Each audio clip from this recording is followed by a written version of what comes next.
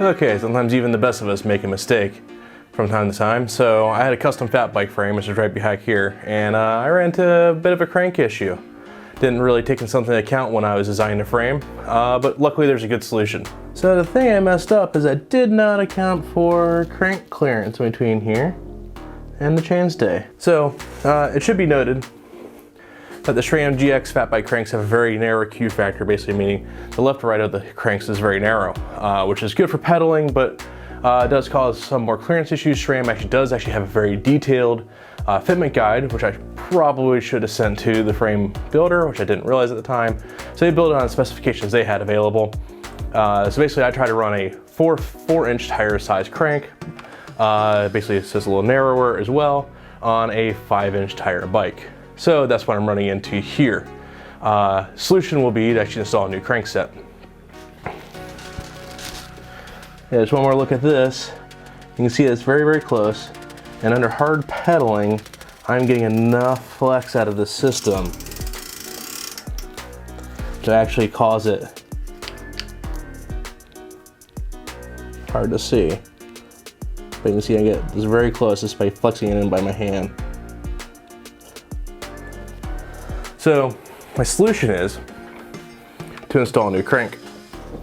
The crank I end up getting are kind of the standard issue Next SLs, but unfortunately right now Next SLs are only available in very wide, or normal Q factor, so like a 73mm bottom bracket for a boost bike or whatever. So arms and normal length spindle. Well, that's gonna be a bit of a problem, right? So the solution for that is to install a new spindle. Luckily, race cranks have this nice feature with a cinch system that you can install any of their spindles pretty much in any of their cranks. Now there is a difference between the SICK and the Atlas and then like the turbines and the Next Rs and Next SLs and a couple other cranks. Luckily, almost everyone uses the turbine or Next SL or Next R for most of their bikes anymore, considering they're more strong enough and they're still pretty light.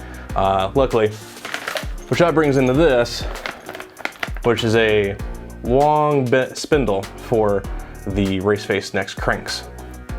Cool, nice and easy, makes life easy. We're good to go.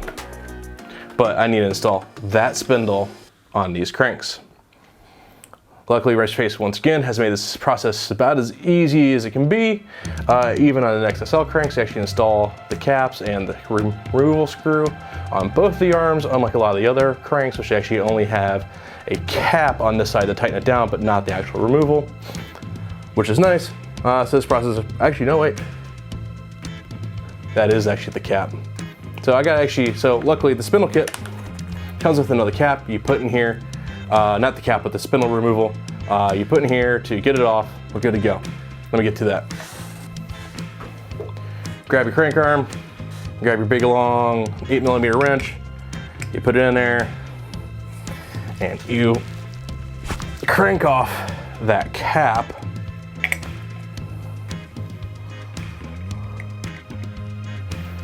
Take the cap off. Bang, done. No big deal. So that leaves you with an open crank arm with the crank arm here and the spindle here, but no way to get it off still. That's where these little bits and pieces that came with the crank come into play. So basically they give you extractor cap and crank bolt. So you put those in like you normally would on a race face crank. You tighten down the crank bolt. Make sure you get lined up. You don't want to strip anything or anything like that. Crank it down. And remember to grease it.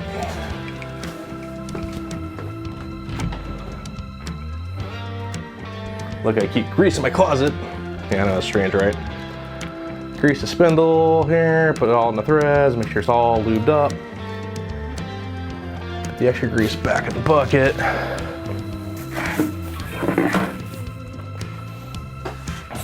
So one thing that a lot of people don't realize is that self-extractor cap is 16 whole millimeters. It's freaking huge. Most people don't have a 16 millimeter Allen wrench. Raceface, once again, has you covered. They give you this 8 to 16 millimeter adapter, which is super handy dandy. You take that, you put that in the extractor cap, like so. You get it started, thread it by hand. You get this threaded in by hand by the tool. Make sure you keep the cap all the way in there. It does like to walk out a little bit, or the tool should say. Crank this down good. So they say crank this down to about 15 foot-pounds, which sounds pretty dang reasonable.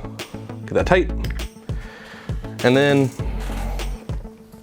now that I have the extractor cap and the crank bolt, I can actually remove this spindle from the crank arm.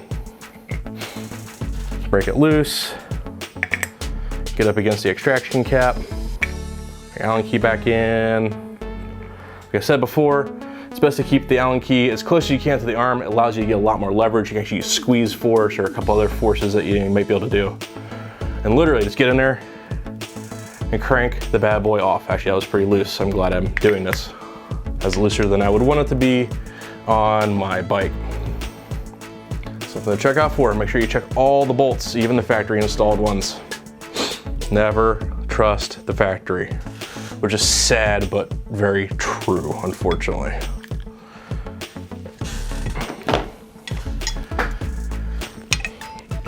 Remove the caps they have on the axle.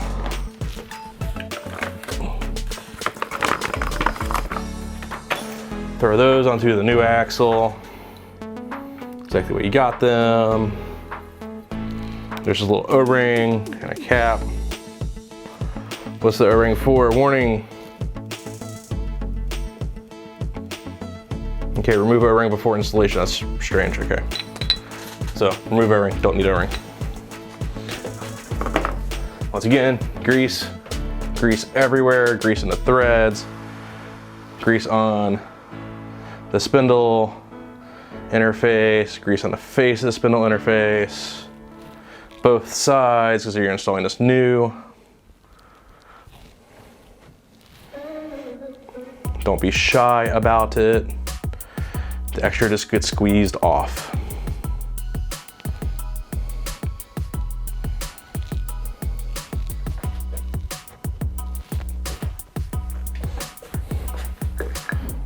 Get crank arm, put it on there. Once again, thread it on gingerly. You don't want to cross thread these things. Remember, all these screws are fairly fine thread and aluminum, which means they're easy to cross thread. Low torque, which is I'm using the short part of the handle because I can't spin it by fingers. Get it there. Once again, so actually I got a little more. So I'm just gonna do that, get it tighter, some bigger movements.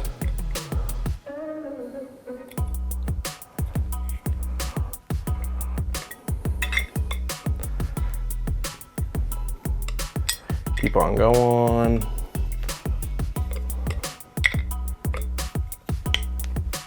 And now we're down to the end where it's nice and hard. It says 37 foot-pounds. So you can get 37 foot-pounds out of a wrench this big. Basically means as tight as you can get it. Use a torque wrench if you really want. I've used a lot of race face cranks. I've had success with the method I use. But if you don't know, you don't feel comfortable, use a torque wrench. Always use a torque wrench when in doubt. Okay, so crank arm on.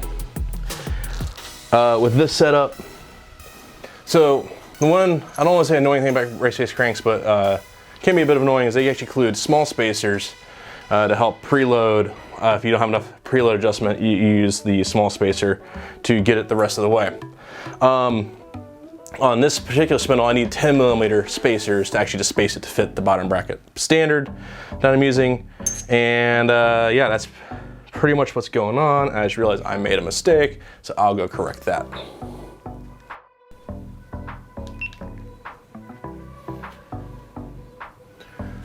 Okay, and I'm back. Okay, and I'm back. So I just installed the crank arms on the wrong side of the spindle, so I just had to go back and refix that real quick. So crank arm is now on the long spindle. So I got my 11.5 millimeter spacer I'm supposed to have. I got the rubber ring, which just helps keep things preloaded and moved properly. Preload collar on the non-drive side. I installed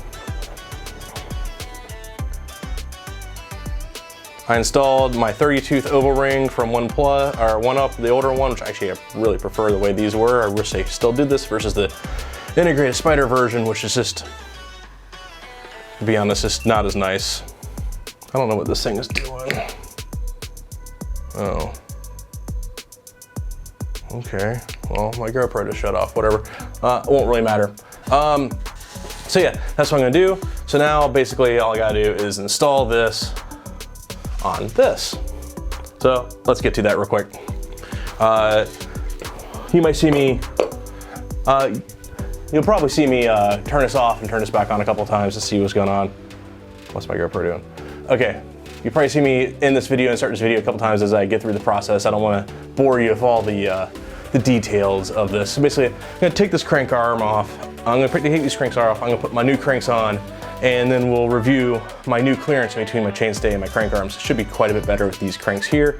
If not, there's option C. Okay, let me get to it.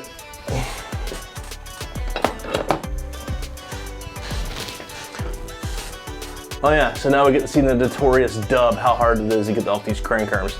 Supposedly it's really hard. I do have this on proper tight. I haven't ridden it very much, so we'll see what this goes.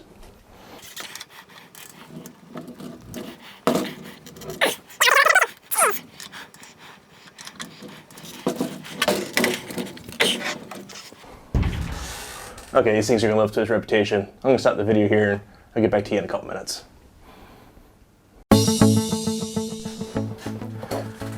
Okay, about a minute later I was able to do my double palm squeeze and get that off. But yeah, it's definitely a pain in the butt with the dub cranks. Something to be aware of. Get breaker bar, use strap around chainstay. That's what people do and it seems to work well.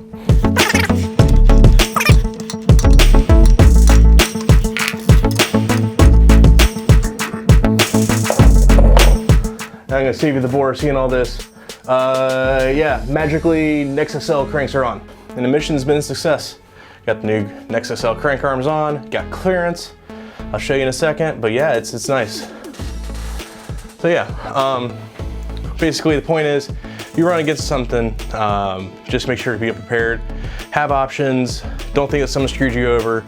Like I said, this is actually a mistake. I had a custom frame made that I thought was gonna be able to run the narrow crankset, but I had to run a slightly wider crankset. Luckily, NexSLs also have a very narrow Q factor.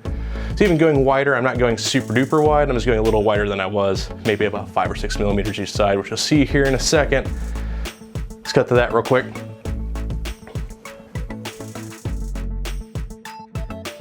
Now that we're back, you know, yeah, I mean, just be prepared, have options.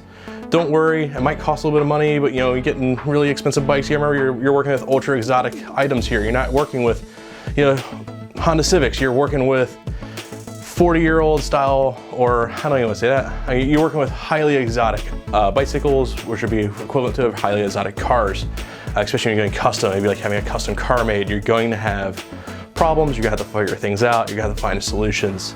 There's tons of options available. You know, for this case, thank you Raceface for having a good solution for me.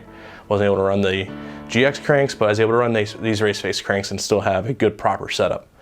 So yeah, look for options, don't fret, be prepared. Don't think someone screwed you over just because you didn't realize something. I mean, there's so many things to take into account, especially with a custom bike. I'm gonna do a whole series of videos about these custom bikes I had made and issues I ran into, the things to consider, things to watch out for. I'll probably link a whole bunch of guides and other information. Thanks for watching this video. I know it wasn't the most informative, but it's something to run into and it's interesting to see. Just ride, see you out on the trail.